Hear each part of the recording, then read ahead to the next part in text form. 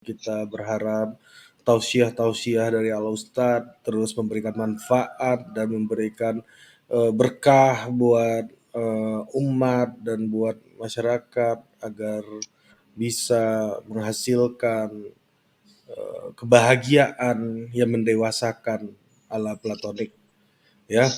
Asal jangan cinta platonik. Bahaya platonik.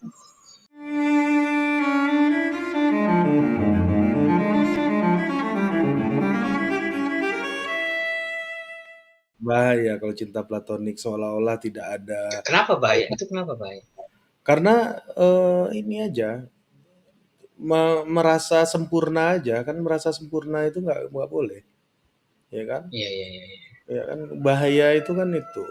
Cinta yang tidak harus memiliki kan begitu sempurna itu. Itu Padahal ya bukannya malah aman ya? apa? Bukannya aman. Ya aman itu kan belum tentu baik. Iya kan? Iya kan kita ini kan harus dalam masalah cinta ini gue Machiavellian. Oh, iya, iya, iya. Gimana itu penjelasannya Machiavellian soal cinta itu menarik itu. Gantian lah, saya jadi pewawancara nanti Bung Ari jadi pembicara gitu. Iya kan, kalau kita cinta platonik ini ya Ustadz, ya menurut gua ini agak agak bahaya gitu karena kita mulai dari sesuatu yang sempurna gitu. Hmm. Kita membayangkan memulai langkah itu dengan sebuah kesempurnaan. Padahal kan kesempurnaan itu sesuatu yang lu capai melalui proses emansipatoris, melalui proses perjuangan, melalui sebuah upaya untuk menjinakkan dalam tanda kutip gitu ya, yang Machiavellian gitu. Jadi dalam proses politik itulah cara mencapai kesempurnaan gitu. Nah, Hmm. sementara kalau yang platonik ini ibarat rezim itu ya rezim Orde Baru gitu misalnya kan. Kan stabil, tenang, adem, ayem gitu kan. Tapi menyembunyikan chaos yang begitu besar gitu. Siapa penggantinya Pak Harto gitu. Dan Hmm. setelah itu kan akan ada chaos gitu. Nah, platonik pun begitu. Ketika kita Hmm. membayangkan cinta yang sangat ideal, yang tak harus memiliki, yang harus berbagi gitu kan. Itu akan membuat kita terpenjara gitu ya di dalam sebuah perangkat jaring-jaring ini, jaring-jaring eh, ilusi gitu ya, apa namanya istilahnya delusional gitu ya. Hmm. Jadi kalau gue sih berprinsip ya semuanya harus lu mulai dari hal yang nggak perlu sempurna memulai sesuatu itu. Hmm. Nah, gimana? Mungkin ada tambahan dari Alustad. Silakan Alustad. Ya, kita nggak bisa menghindari cinta platonik itu, Bung Ari. Apalagi kalau itu sifatnya tidak pernah kita rencanakan, nggak pernah kita rekayasa. Makanya kan dalam filsafat Islam itu perdebatannya ada yang Jabarian dengan Qadarian. Jabarian itu kan yang percaya bahwa predeterminisme, bahwa semuanya sudah ditentukan sedari awal. Kalau yang Qadarian itu kan yang free will. Nah, yang menarik dari filsafat Islam itu kan ada kasb. Kasb itu akuisisi. Jadi Tuhan menciptakan seperangkat tindakan, manusia yang memilih mau mengakuisisi yang mana. Itu jalan tengah yang mencoba menengahi antara yang predeterminisme tadi, yang Jabarian, dengan yang free will, yang Qadarian. Nah, cinta platonik itu kan sebenarnya ya kita nggak tahu. Barangkali bisa masuk ke dalam tiga pilihan tadi, tapi kita nggak bisa menghindari itu, dan Islam kemudian memberikan ruang, ya ambillah 1, 2, 3, 4 gitu, asal kamu adil, tapi sesungguhnya kamu nggak pernah adil gitu. Nah, itu kan sebenarnya kontradiksi yang benar juga kan itu. Silakan lu mau ngambil, ya ambil aja, tapi lu harus adil, tapi sebenarnya lu nggak bisa adil gitu. Nah, Ya. itu kontradiksi yang benar soal soal laki-laki kan sebenarnya. Nah, jadi Oh itu benar itu. apanya Ya itu apanya benar itu, ya kan? Ya dibuka aja karena kalau udah final itu udah nggak bisa tumbuh lagi kan. Kalau lu mulai hmm. dari kesempurnaan itu kan nggak bisa tumbuh pilihannya final ya itu udah selesai atau mati gitu kan. Hmm. Justru itu Nah, benar itu, tadi itu, iya. bahwa Nah, membuka peluang sampai 4 gitu misalnya kan, artinya kan mem 1 itu belum sempurna gitu kan, hmm. iya kan?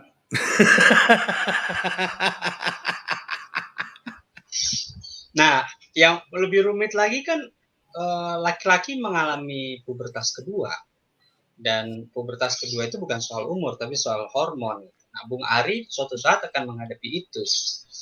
Apalagi Bung Ari kerja di dunia politik kan itu ngeri-ngeri sedap sebenarnya.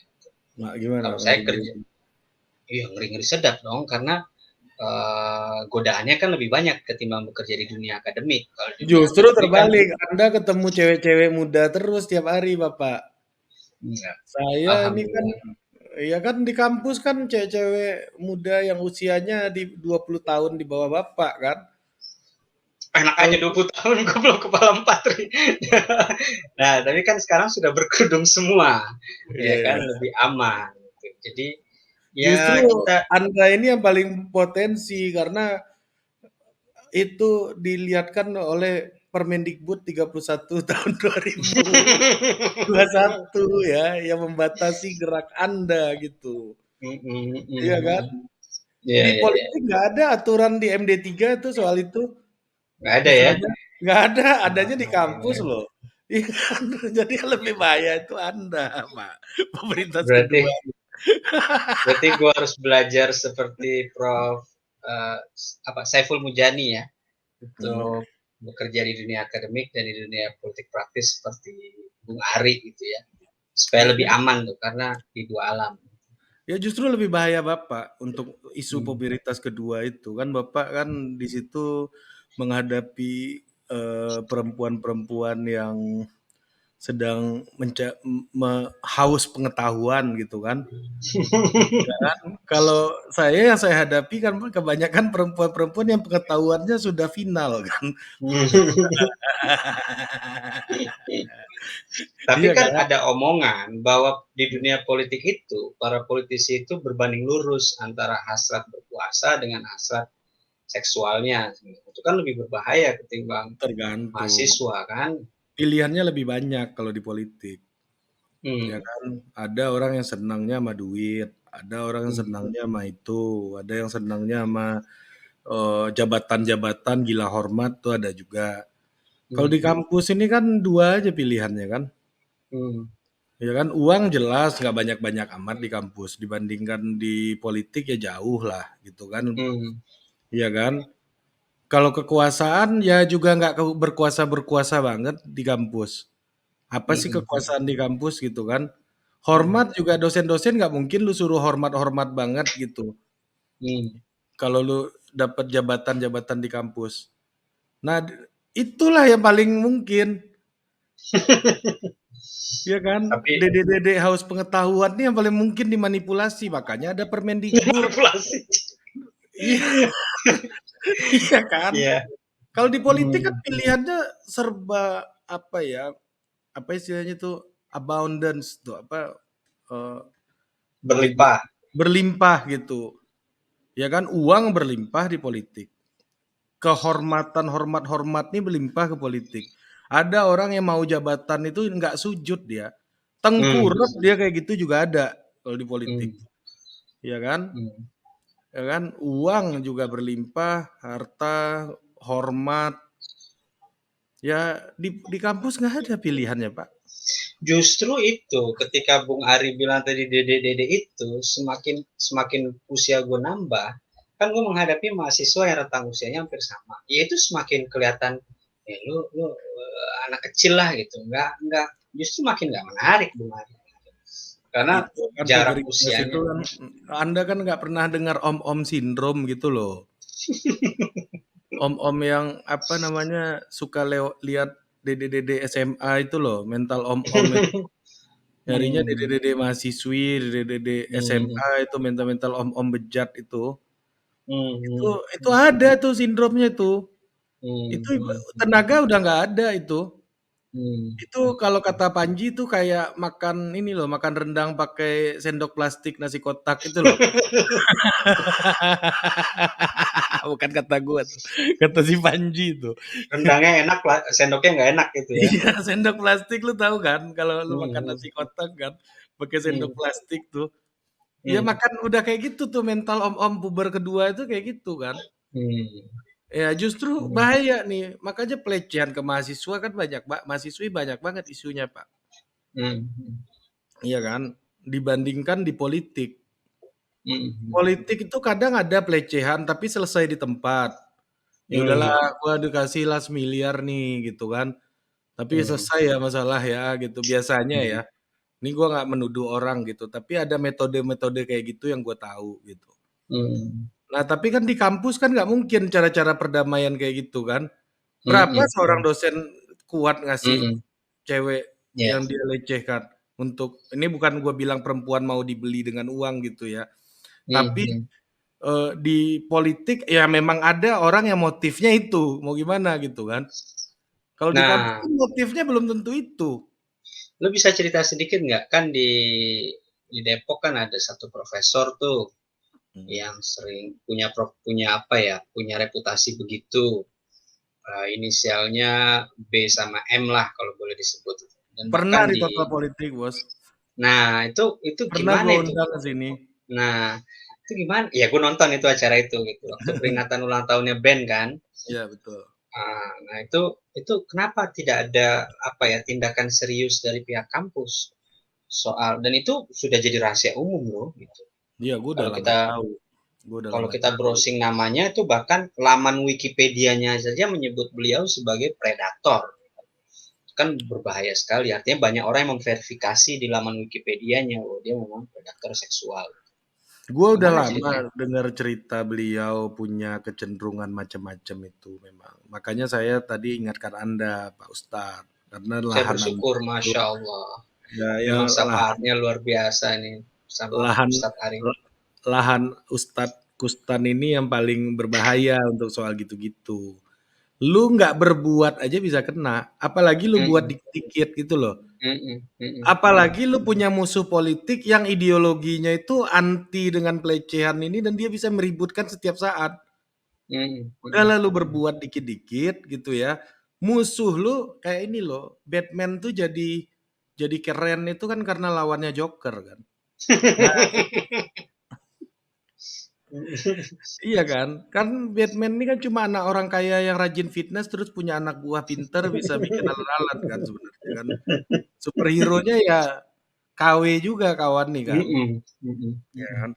Nah dalam kasus mm-mm, Burhan, gua kan nggak tahu persis, tapi gua dengar mm-mm, cerita-cerita soal beliau ini dari dulu gitu. Dari zaman gua kuliah, gua udah tahu beliau gitu ya. Emang kesebut di mana-mana. Ya kalau mau dapat nilai bagus taruh cewek di depan aja duduk di kelas kayak gitu-gitu. Mahasiswanya juga memanfaatkan sebenarnya kalau boleh jujur gitu ya. mm-mm, Memanfaatkan celah itu gitu. mm-mm, Biar dia nggak nanya-nanya banyak-banyak, taruh aja cewek-cewek yang cakep-cakep di depan gitu. Itu mm-mm, juga terjadi itu di tahun gua. Mungkin mungkin gua duga Prof Burhan sedikit berbuat gitu. mm. Kalau banyak sih ribut tuh udah oke-oke aja gitu ya. Maksud gua, lu udah berbuat banyak dan kemudian ribut ya itu make sense saja semuanya gitu. Tapi gua mau Mm. mencoba berbaik sangka ke seorang pengajar, seorang guru, seorang profesor gitu. Mungkin Mhm. dia sedikit berbuat ya, tapi di tempatnya yang kayak begitu kan. Mmm, jadi Iya kan? heboh. Jadi heboh. Apalagi dia punya lawan di seberangnya yang feminis-feminis ini dari dulu gitu. Mhm, mhm. Ya, gua pun declare gue openly feminis gitu. Semua orang Minangkabau itu korban ultra feminisme gitu. Iya, kita ini feminis lah karena apa namanya? Ya makanya gua kesel banget kalau denger jokes orang-orang ngetawain emak-emak naik matic sen kanan belok kiri itu gua kesel banget dalam hati gua. Itu Mmm. aja lu bilang aneh, itu aja lu ketawain gitu, itu aja udah bikin lu bingung. Gimana Mmm. lu ngelihat ada emak-emak yang jadiin anaknya batu di kampung gua gitu. Iya, belum seberapa lah itu ya. Iya belum Heeh. seberapa lah mama naik matic kan. Iya Sekarang iya ada iya. lagi tuh, mak-mak yang maksa orang bisu ngomong. Iya iya iya iya Sama iya iya. emak-emak yang marah waktu presiden dibully, eee, Jokowi kodok. Padahal Mhm. sebelumnya kan Jokowi dibilang PKI, Jokowi dibilang Kristen, Mhm. nggak ada nih yang nangis.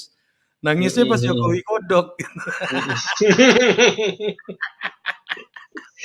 Jadi kodok itu lebih rendah kastanya daripada PKI atau yang Iya, lain ya? heeh, PKI nggak apa-apa Mhm lah, tapi jangan kodok mhm. gitu kan. Tidak manusiawi. Iya, Kalau tidak PKI masih manusiawi, manusiawi, iya. kalau kodok bukan. Iya, Oke. jadi maksud gue gitu, gue pun feminis gitu. Makanya Mmm, gue kasih disclaimer dulu nih. Gue itu diajar oleh seorang profesor, belum belum profesor sih saya, tapi gue manggilnya prof. Yang salah satu orang penulis karya akademik soal feminisme awal di Indonesia. siapa siapa tuh? Namanya Tamrin Tomagola. Oh ya. Tulisan dia soal Femina, Sarinah, dan lain-lain itu kan di tahun 93 itu. Ya Tamrin Mmm, Tomagola menulis itu. Itu karya akademik apa feminis ilmiah pertama lah di Indonesia tuh salah satu yang awal gitu. Nah, mmm, makanya gue, wah di situ dari Tamrin gue belajar bahwa oh ternyata cowok boleh feminis ya gitu kan. mmm, iya iya iya. Makanya dari situ oke. Boleh Ya akhirnya gue boleh. baru tahu gitu secara praktek tuh kayak apa gitu.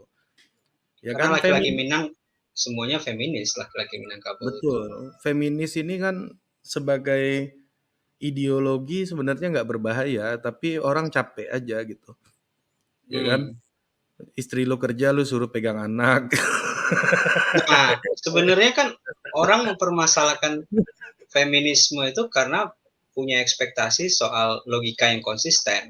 Mhm. Kalau laki-laki misalnya punya kecenderungan bernalar secara konsisten, perempuan itu sebenarnya nalarnya dialektik, cenderung cenderung dialetheia gitu, Ya tapi dialektik kan gitu. ya itu balik lagi ke kontradiksi yang benar kan. Mhm mhm. Ini soal Iya justice kan, iya, bukan makanya bukan soal benar dan salah gitu.